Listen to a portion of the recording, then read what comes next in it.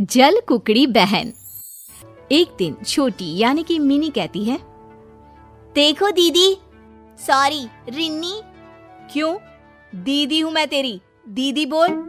नहीं, दीदी होती तो मेरा ख्याल रखती।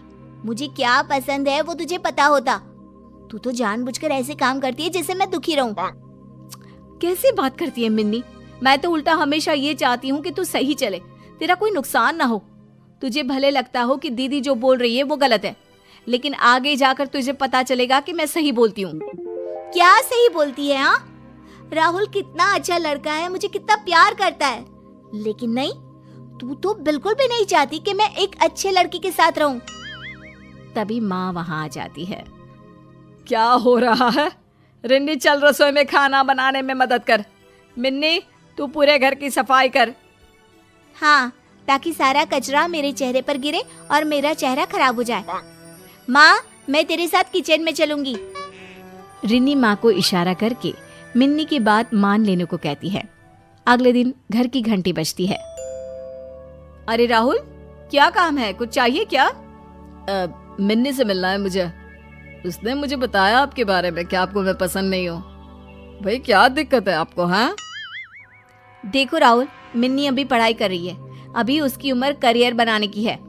हाँ तो मैं कौन सा उसकी किताब छीन रहा हूँ? मैं अभी तो पढ़ ही रहा हूँ ना उसके साथ। देखो राहुल, तुम भी अपनी पढ़ाई पर ध्यान दो और मिन्नी से दूर ही रहना। तभी वहाँ मिन्नी आ जाती है। हाँ हाँ, जो मिन्नी को पसंद हो उससे तो उसे दूर करना ही है ना। देखो रिन्नी, मैं साफ साफ बोल देती हूँ, मेरी लाइफ से तू दूर रहा कर। तभी वहाँ पिता आ जाते हैं और वो मिन्नी को चांटा मारते हैं। देख मिन्नी, वो बड़ी बहन है तेरी।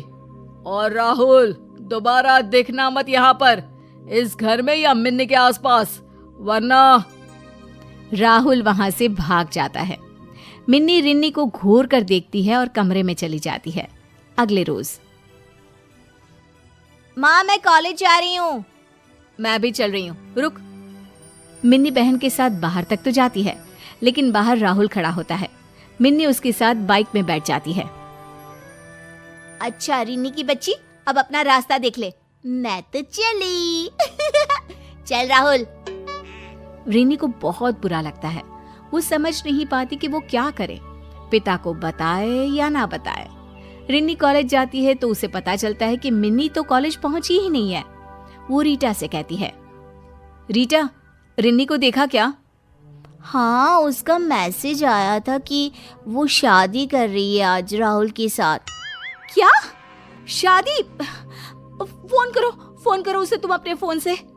रीटा फोन करती है तो मिन्नी कहती है, हाँ रीटा, आ जाना पहाड़ी वाले मंदिर में, मेरी शादी और मेरी सबसे प्यारी सहेली ना हो।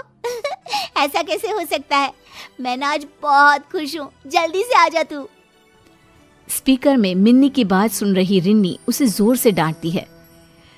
मिन्नी प्लीज ऐसा मत करना, ये लड़का सही नहीं है, ये ठीक नहीं है। मिन्नी, माँ पापा के बारे में तो सोच। उन लोगों के बारे में क्यों सोचूं जो सिर्फ आपसे प्यार करते हैं? और हाँ, ये शादी सिर्फ आपके कारण ही हो रही है, क्योंकि आप ही हम दोनों की जिंदगी में राहु बनकर खड़ी हैं। अब क्या करेंगी हाँ, जब हम लोग शादी कर लेंगे? रिन्नी परेशान हो जाती है।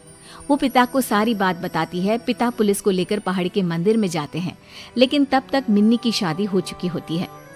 वाह पापा, सही वक्त पर आए हैं, अब तो आशीर्वाद दे ही दीजिए। मिन्नी, तेरा और मेरा कोई वास्ता नहीं है, तूने मेरी नाक कटा दी। अब वैसे भी मेरे जीवन में तो राहुल है, मैं उसके घर जाऊंगी क्योंकि मेरी शादी हो गई है। नहीं बेबी, मेरे घर कैसे? अभी तो मेरे मम्मी पापा को कुछ भी नहीं पता है। कुछ दिनों के लिए तो तुम्हें अपने घर ही रहना होगा।